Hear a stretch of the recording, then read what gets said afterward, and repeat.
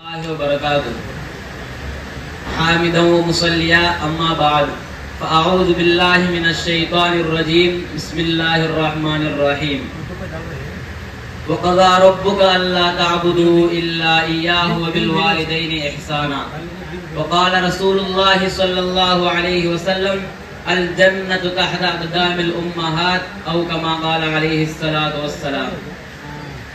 प्రియమైన మిత్రులారా, ఈ రోజు నా ప్రసంగం పేరు తల్లిదండ్రుల స్థానం మరియు మన సమాజం. తల్లిదండ్రులు అల్లాహ్ మనకు ఇచ్చిన ఒక పెద్ద వరం. ఎవరి జీవితంలో అయితే తల్లిదండ్రులకు సేవలు చేసే గుణం ఉంటుందో వాడు చాలా అదృష్టవంతుడు. ముస్లిం సోదరులారా, అల్లాహ్ తాలా ఖురాన్ లో తల్లిదండ్రుల స్థానానికి చాలా విలువ ఇచ్చాడు. ఖురాన్ లో అల్లాహ్ తాలా తల్లిదండ్రుల గురించి ఈ విధంగా చెప్పాడు: وَقَضَى رَبُّكَ أَلَّا تَعْبُدُوا إِلَّا إِيَّاهُ وَبِالْوَالِدَيْنِ إِحْسَانًا إِمَّا يَبْلُغَنَّ عِندَكَ الْكِبَرَ أَحَدُهُمَا أَوْ كِلَاهُمَا فَلَا تَقُل لَّهُمَا أُفٍّ وَلَا تَنْهَرْهُمَا وَقُل لَّهُمَا قَوْلًا كَرِيمًا. దీని అర్థం ఏమిటంటే, అల్లాహ్ తప్ప మరొకరికి పూజించవద్దు మరియు తల్లిదండ్రులతో మంచిగా ఉండు. వారిలో ఒకరు లేదా ఇద్దరు ముసలి వారు అయినచో వాళ్లకు ఎదురు చెప్పడం మరియు గసిరించుకోవడం చేయవద్దు.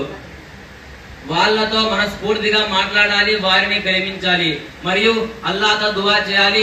ఓ అల్లాహ్, నేను చిన్నగా ఉన్నప్పుడు నా తల్లిదండ్రులు ఎలా చూశారో నీవు కూడా వాళ్లకు ప్రేమగా చూడు. నా స్నేహితులారా, తల్లిదండ్రుల స్థానానికి చాలా విలువ ఉంది.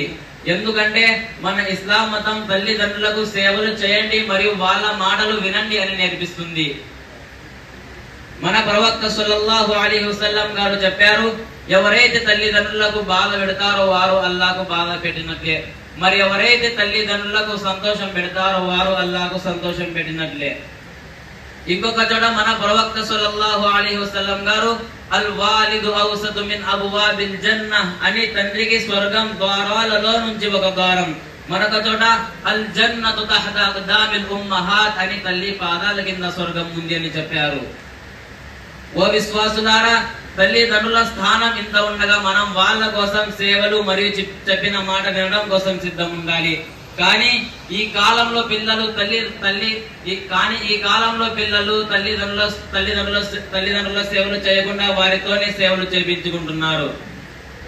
నేను ఇలాంటి పిల్లలతో అడగాలనుకుంటున్నాను, మీ తల్లిదండ్రులు మీకోసం వారు తినకుండా మీ గడుపు నింపారు, వాళ్ళ అవసరాలను విడిచి మీ కోరికలను తీర్చారు, మీ కొరకు వేరే వాళ్లతో కొట్లాడడానికి సిద్ధం అయ్యారు.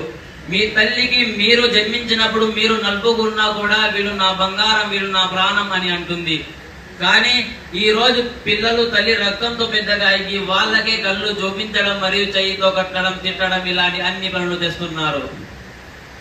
ఒక సహాబీ మన ప్రవక్త సల్లల్లాహు అలైహి వసల్లం గారితో ఇలా అడిగారు: ఓ ప్రవక్త, నా తల్లి ముసలితనంలో ఉంది, నేను నా తల్లిని నా వీపు మీద ఎత్తుకొని హజ్ యాత్ర చేశాను, నేను నా తల్లి రుణం తీర్చినట్లేనా అని అడిగారు. అప్పుడు మన ప్రవక్త సల్లల్లాహు అలైహి వసల్లం గారు చెప్పారు: నీవు తన కడుపులో ఉన్నప్పుడు ఒకసారిగా నీవు తిరిగి ఆ నొప్పి మరియు బాధ నుంచి వచ్చే ఒక ఆహ్కు కూడా నువ్వు రుణం తీర్చలేదు. ముస్లిం సోదరులారా, నేను చివరి మాట చెప్పి నా ప్రసంగాన్ని ముగిస్తాను. మనం తల్లిదండ్రులతో ఎలా నడుచుకుంటామో తర్వాత కాలంలో మన పిల్లలు కూడా మనతో అలాగే నడుచుకుంటారు. అల్లాహ్ తాలా మనందరికీ తల్లిదండ్రుల స్థానం గుర్తించి మరియు వాళ్ళ సేవలు చేసే అవకాశం ఇవ్వగాక. ఆమీన్. వఆఖిరు దఅవానా అల్హమ్దులిల్లాహి రబ్బిల్ ఆలమీన్.